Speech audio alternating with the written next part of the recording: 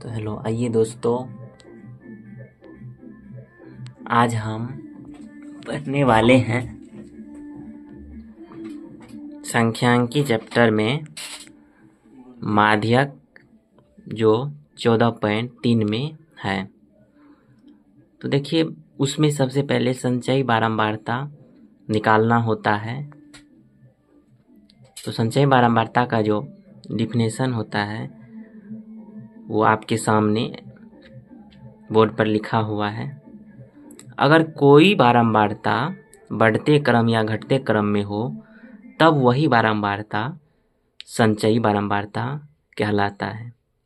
जैसे एग्जाम्पल में दिया हुआ है 5, 7, 9, 12, 14, 18, 25, 28, 35। तो वो देखिए 5 के बाद जैसे बढ़ता गया, एक बढ़े, 2 बढ़े, 3, उससे मतलब नहीं है कितनों बढ़ता है, लेकिन बढ़ता है ना।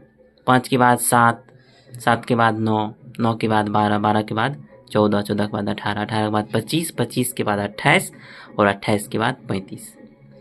इसी प्रकार से अगर घटेगा भी, कंटिन्यू घटता ही जाएगा, बीच में छोटा बड़ा नहीं आएगा, तो उसे ही संचयी बारंबारता हम कहेंगे। जैसे बारंबारता में कहीं बड़ा कहीं छोटा ऐसा करके रहता है। तो कुल बारंबारता का योग को n से सूचित किया जाता है। और माध्यक वर्ग हम किसे कहते हैं? कुल बारंबारता का आधा जिस संचयी बारंबारता के अंतर्गत आता है उसी के वर्ग अंतराल को माध्यक वर्ग कहते हैं। जैसे वर्ग अंतराल आपके सामने दिया हुआ है 65 से 85, 85 से 105, 105 से 125, 125 से 145, 145 से 165, 165 से 185, 185 से 205 और बारंबारता 4, 5, 13, 20, 14, 8, 4 है। और इसका कुल योग जो है 68 है और 68 इसका कुल योग हुआ। और कुल योग को, बारंबारता के कुल योग को n से सूचित किया जाता है। जैसे हम संचयी बारंबारता इसमें निकाले हैं, 4 पहले लिखे हैं, उसके बाद अगला संख्या उसमें जोड़ते जाते हैं और लिखते जाते हैं। लास्ट वाले संख्या को जोड़ करके 68 पूरा है जितना कुल बारंबारता का योग है। अगर ये दोनों सेम नहीं होगा तो समझ लीजिएगा बनाया हुआ सवाल गलत है।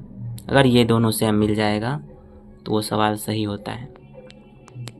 माध्यक का जो सूत्र होता है L + n/2 - CF/F × H, जहाँ L बराबर वर्ग की निम्न सीमा होता है, n/2 बराबर कुल बारंबारता का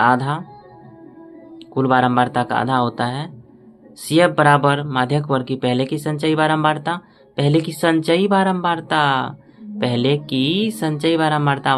नहीं, इसमें बहुत बच्चा कंफ्यूज करता है। F बराबर माध्यक वर्ग की बारंबारता, H बराबर वर्गमाप बराबर उच्च सीमा माइनस निम्न सीमा। तो आइए दोस्तों, अगला वीडियो में हम इसका हल देखेंगे।